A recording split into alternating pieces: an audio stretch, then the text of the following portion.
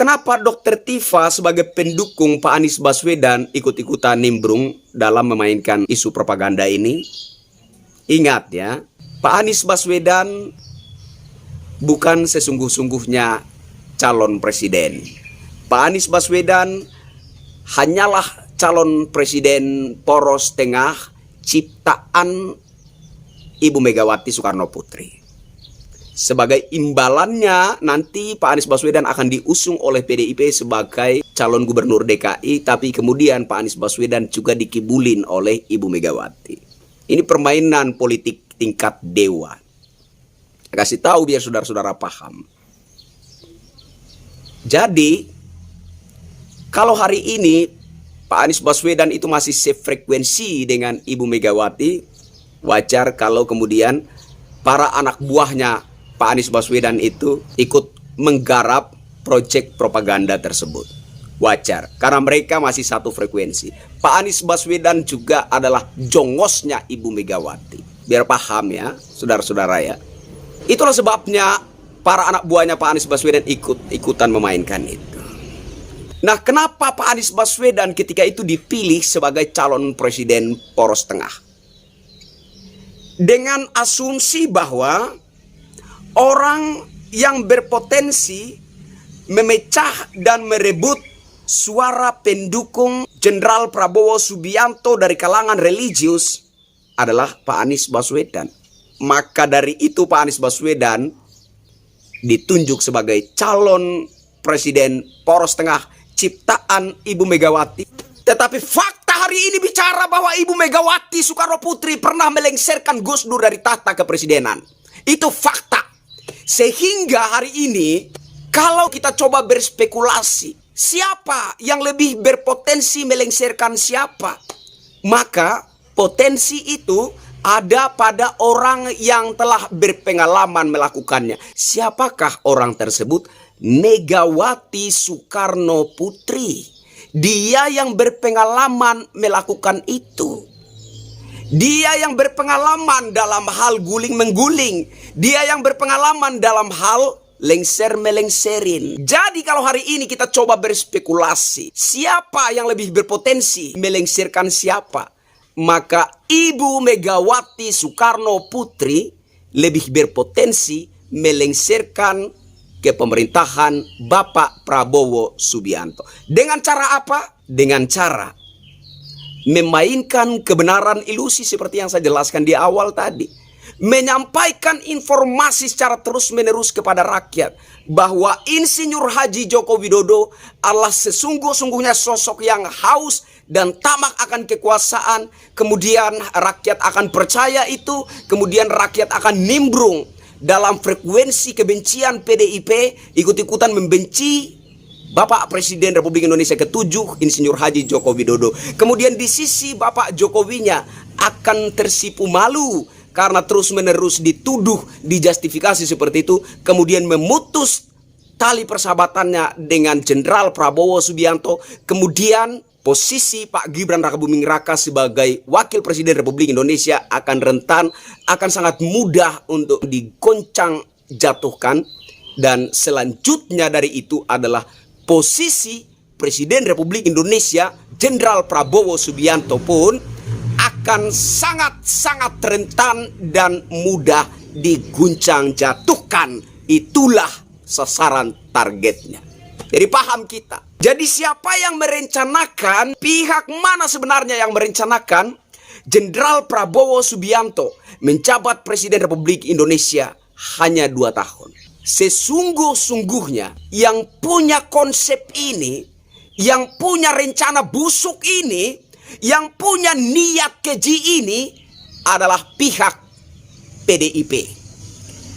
Yang punya rencana jahat ini, yang punya niat busuk ini adalah lebih berpotensi milik Ibu Megawati Soekarno Putri. Jadi saudaraku sebangsa setanah air, sampaikan kepada teman-teman saudara-saudara kita, tetangga, sanak famili kita, bahwa ini ada proyek propaganda yang sedang dijalankan. Ada proyek propaganda yang sedang dimainkan secara terus-menerus, secara berulang-ulang untuk menghasut dan menyesatkan rakyat. Supaya rakyat itu melek, tersadar oh seperti ini kondisinya. Sehingga kemudian pengetahuan itu menjadi tameng untuk kemudian bisa menepis segala informasi-informasi miring, informasi-informasi berbasis kebohongan dan fitnah keji yang dihembuskan, disebarluaskan oleh Koni Bakri dan kroni-kroninya. Siapa Koni Bakri? Dia pengamat militer. Bukan! Pengamat militer itu profesi. Tapi posisi Koni Bakri adalah simpatisan atau bahkan politisi partai PDIP. Jelas dia punya kepentingan, yaitu kepentingan PDIP. Jelas dia punya sentimen, yaitu sentimen PDIP. Dengan begitu kita bisa menyadari, oh wajar kenapa segala narasinya, segala statementnya selalu tendensius. Kenapa segala narasinya, segala statementnya itu selalu berbau kebencian. Kita bisa mengerti sampai di situ.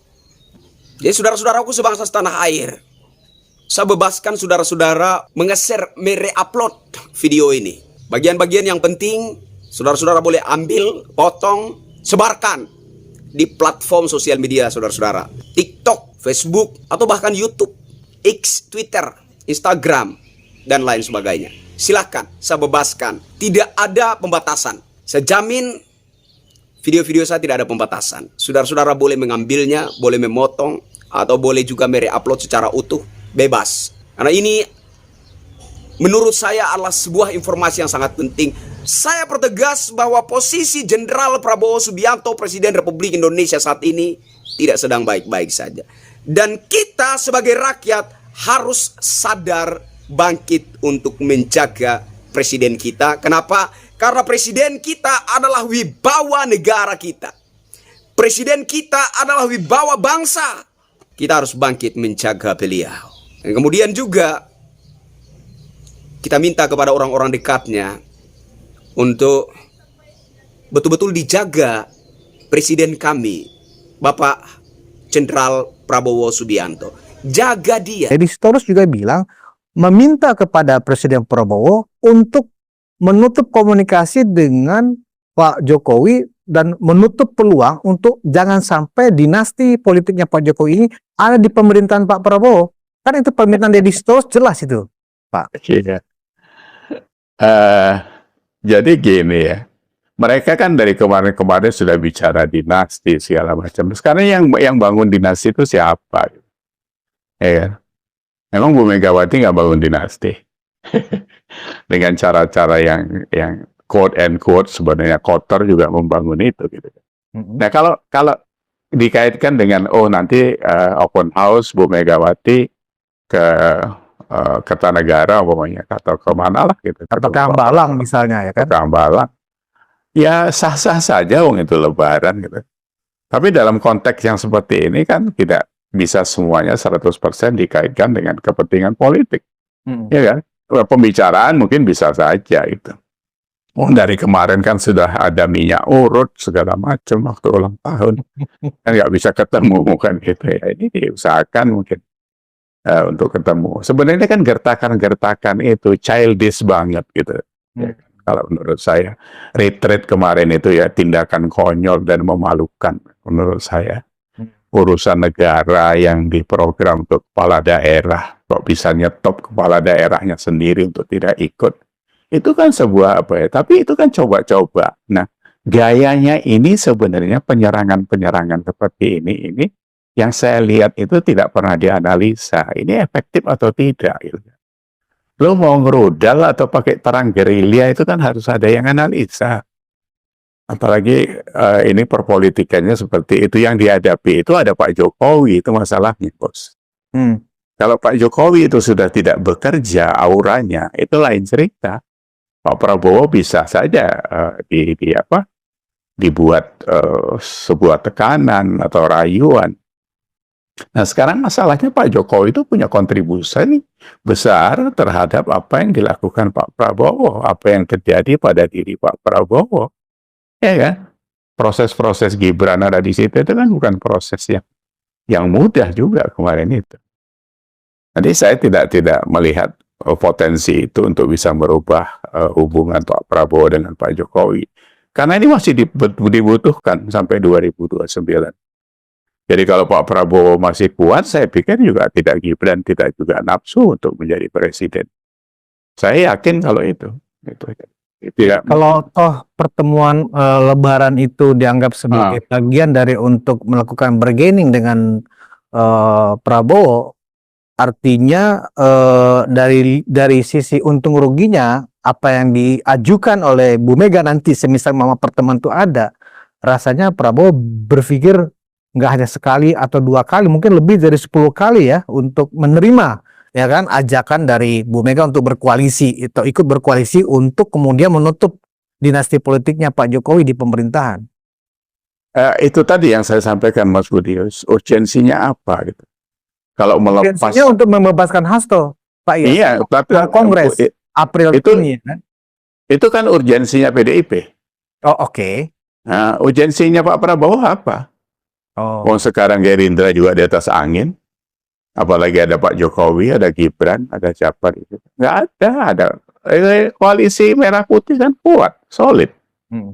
Jadi kalau sekarang PDIP berada di luar koalisi, tiba-tiba mau melakukan penyerangan yang brutal dan tidak sopan ini, itu merugikan mereka sendiri.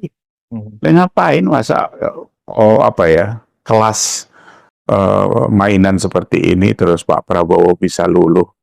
Makanya saya bilang tadi itu nggak ada urgensinya. Pak Prabowo pasti ngitung lah.